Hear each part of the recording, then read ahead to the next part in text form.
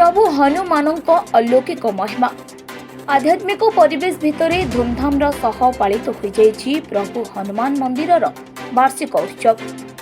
चलित जनवरी मास 27 तारिख शनिवार दिन आध्यात्मिक परिवेश भितर धूमधाम सह हजार हजार श्रद्धालुं समागम खुंटा ब्लॉक अधीन धानगेरा पंचायत खुदपोटली ग्राम प्रभु हनुमान मंदिर वार्षिक उत्सव अनुष्ठित हो जाइछि। 2020 मसीह ग्रामवासी सहयोग एही हनुमान मंदिरटी प्रतिष्ठा होइथिला। प्रभु हनुमान को कृपा और अलौकिक लीलारू धीरे धीरे जोड़ी होइछंती हजार हजार भक्त एवं श्रद्धालु। गढ़ी उठिछि मंदिर कमिटी, जोड़ी हेउछंती कमिटी सदस्य। मंदिर हेबा दिनठारू खुदुपुटुली ग्रामटी उन्नति पथरे आगे चलिथिबा कथा कहिछंती कमिटी सदस्य रामचंद्र प्रधान। आमर आज हनुमान मंदिर वार्षिक उत्सव थिला। आज को 2020 मसीह आम गाँ वाला सहयोग मंदिरटा स्थापन करूँ, प्रतिष्ठा करूँ। आमर आज जनवरी 27 हूँ वार्षिक उत्सव।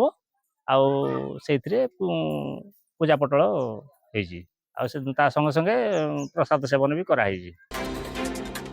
प्रभु हनुमान मंदिर वार्षिक उत्सवटी मंदिर रीतिनीति अनुଯାयी पालित हो जाइतिबा कथा कहिसंती मंदिर पूजक। आज हनुमान जी चतुर्थ वार्षिक जन्म वार्षिक पूजा विधि आज सकाळ समय अनुष्ठित होता। महाप्रभु हनुमान जी आज सकाळ स्नान पर नववस्त्र परिधान करी महाप्रभु हनुमान जी आज वेशभूषा होता। तापरे पूजा विधि यथा रीतिनीति अनुष्ठित होता। यज्ञ कर्म समापन होता। आ प्रसाद बंटन वर्तमान महाप्रभु हनुमान जी चालू रही। अनेक भक्तों ये समावेश आज होइछि।